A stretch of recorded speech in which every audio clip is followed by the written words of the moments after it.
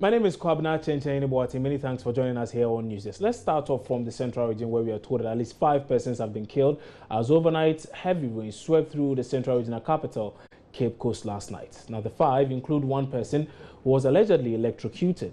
There are also reports of several roads heavily flooded in Cape Coast. NADMO has already begun rescue operations in the affected communities. But let's go live now to the area and speak to Central Regional Correspondent Richard Kojonya, who joins us from Cape Coast with more. So, Kojo, can you give us details as to the extent of damage?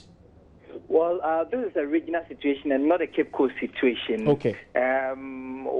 The one who got electrocuted was in Cape Coast, Amamoma to be precise, and Amama is very close to the university community. The electric pole fell, and some of the wires were on the ground, and so the young boy who passed through the water got electrocuted and died.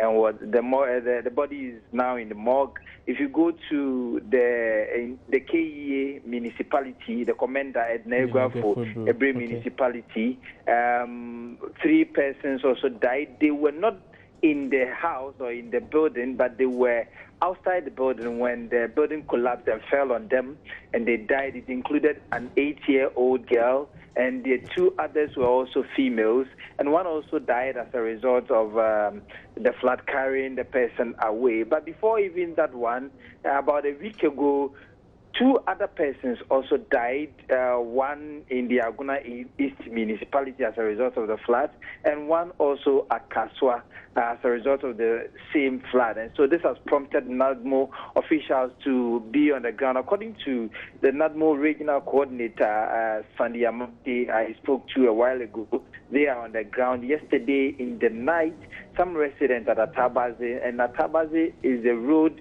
that is between Cape Coast and Takrady, and residents had to force cut the road into 2 to allow the easy flow of the flood or the rainwater to pass through that particular area. And so a lot of major roads were also covered with the flood. Some communities were also completely cut off, but this morning it is receding because it has been 4 days of torrential rainfall, characterized with some thunderstorms and the others, and so that explains a lot of trees also fell, blocking some of the major roads. Some accident also happened yesterday in the night. 2 of the accidents happened between the Agri Memorial Junction and the Paydu Junction as well. So it hasn't been easy. A lot of social life and the commercial life in Cape Coast and other environments such as the KEA, they've been badly hit by the floods. And just this morning that the rain stopped. For 4 days it's been raining, and so some of the waters have started receding. The floods are receding now. Okay. So Kojo, not to cut you, sorry, but we are seeing pictures and videos now on our screens. Is that the situation as we speak, or that was the situation last night? Yeah, that was the situation last night and during the day as yesterday. And for the 4-day period that we described, so it's been very, very difficult for the people around this area. Areas in Cape Coast that were badly affected, the Adesada area, Abra, Amamoma, Kwapro. If you go outside Cape Coast, you have Atabaze. I know this Diako community, whenever it rains, it's been an annual ritual that whenever it rains, that place gets flooded.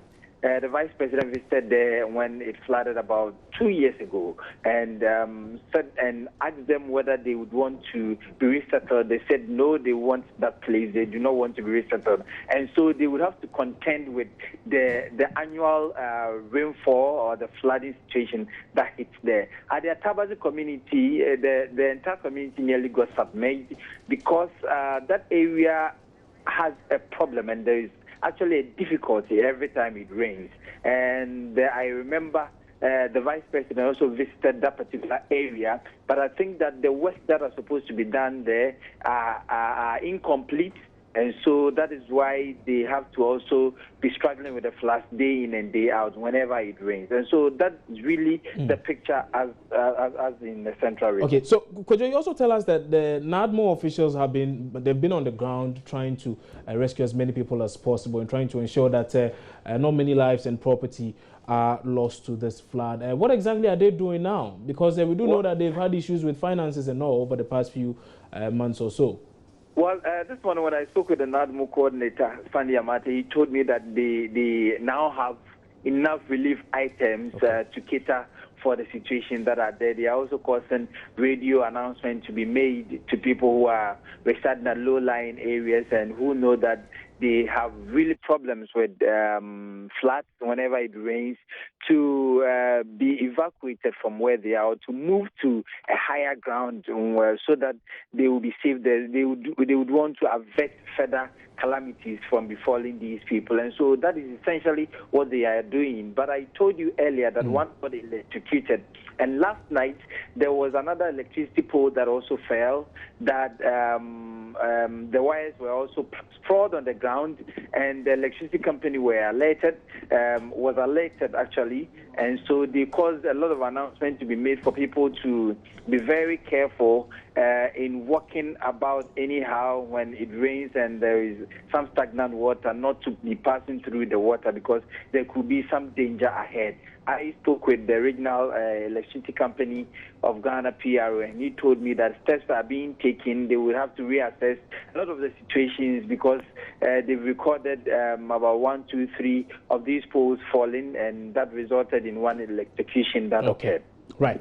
Kwadwo, many thanks for that update. A pretty comprehensive one, I might add. That was Richard Kwadwo Nyako, our correspondent in the Central Region, bringing us updates on the flooding situation there. And apparently, he tells us that the situation is not just peculiar to Cape Coast, but other communities in the Central Region as well. The good news, however, is that NADMO is on the ground ensuring that lives and property are protected. We'll return to that in subsequent bulletins. But away from that now, let's talk about something that's happening today. And beginning today, final year junior high school students across the country are starting their basic education certificate examination. That's the BECE.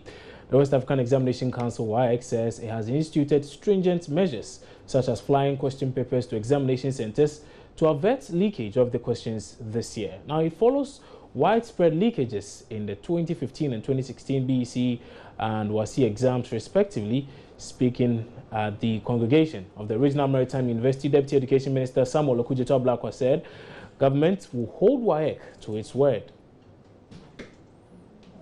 We have approved the improved security measures that the West Africa Examination Council has put together. And the West Africa Examination Council assures us that this time, working more closely with our security agencies, they hope to guarantee an incident-free and a leakage-free BECE exams. We have told the West Africa Examination Council that we will hold them accountable to their promise. But the Education Ministry is also warning parents and heads of schools against conniving with fraudsters to compromise the integrity of the BECE. We carried out a special operation with the support of the Bureau of National Investigation, and we identified that there were a number of rogue websites where leaked examination papers could be found after fees had been paid or monies have been parted to these fraudsters. So far, 10 people have been arrested behind these rogue websites. One of them is a WAEC staff, but as many as 4 of them are GES staff. And it is regrettable to announce that these GES staff have been sanctioned and have been removed from office and from coming anywhere near examinations conducted in this country. We continue to prosecute those who have been arrested so far, but we want to appeal to parents, to school heads, that the only way out is to support your children to study, to make good use of the time for studies and for revision. There are no shortcuts, and there can't be shortcuts, and shortcuts will not be countenanced. So those who, because they are heads of schools and they want to advertise 100% pass rate, and so they would work with fraudsters to compromise the system, parents who are willing to pay anything, students themselves who want to follow so-called apo-mongers. We need to get back to our values, to get back to the right way of doing these things. It is only through hard work and through focusing on our studies that we can pass. Because if you follow leakages, and it is detected, and it's always detected, the papers are cancelled, and you have to rewrite. So what's the point? Well, my colleague Derek Ekosam earlier today visited some schools and interacted with a few students sitting this year's BECE. Now, here's his report. For the past 9 years, they've been working at this. They've been learning and studying. They've gone through all the systems of education they have to go through just to get to this point. Today, they begin the 5-day journey towards transitioning from the junior high school to the senior high school. I am at Kotobabi 1 Junior High School, one of the centers here in Accra. I want to speak to the students. Find out for them, are they anxious? Are they really prepared? I would also want to get the thoughts of the teachers on this as well. It's the first day for you to write the BECE. Are you anxious?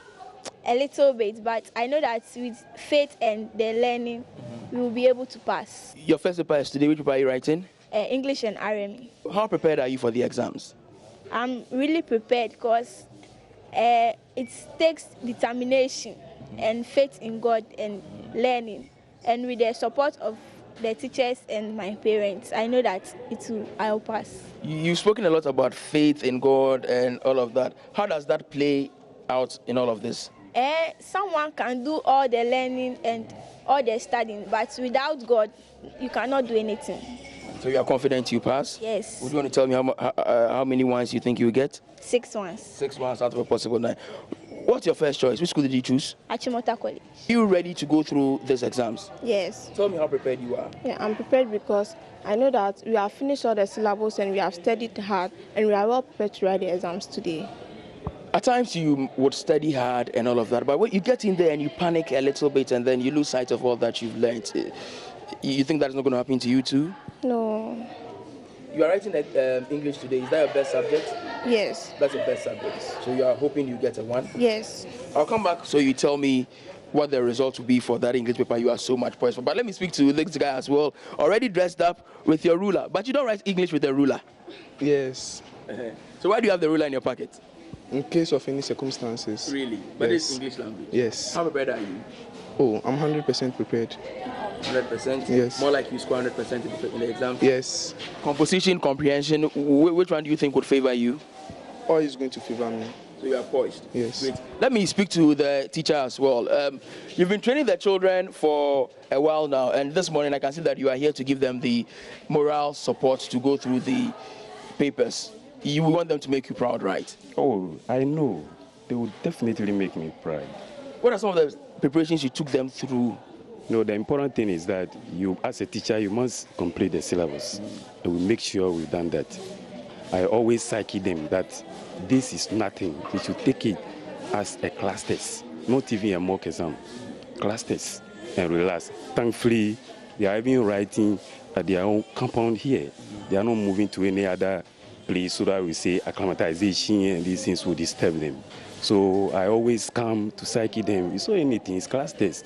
Sit down, relax, and write. From what I can see, you have taught the kids well, and you hope that they get you the needed results. But how would you feel if the unexpected happens? Well, I will take it to be part of the hazards of the job. They're speaking about faith and the fact that they know God is on their side. Did you teach them that as well? Well, I teach English language, but I know their RME teacher taught them that. So, action in addition with faith, you are gone. He says action in addition to faith and you are gone, and that is one of the teachers here at the Kotobabi 1 Junior High School. Students prepared for the exams and all of that. You're watching News Desk here on your Joy News channel on Multi TV. We wish the kids all the best, but we'll return after this break with a lot more stories. Stay with us.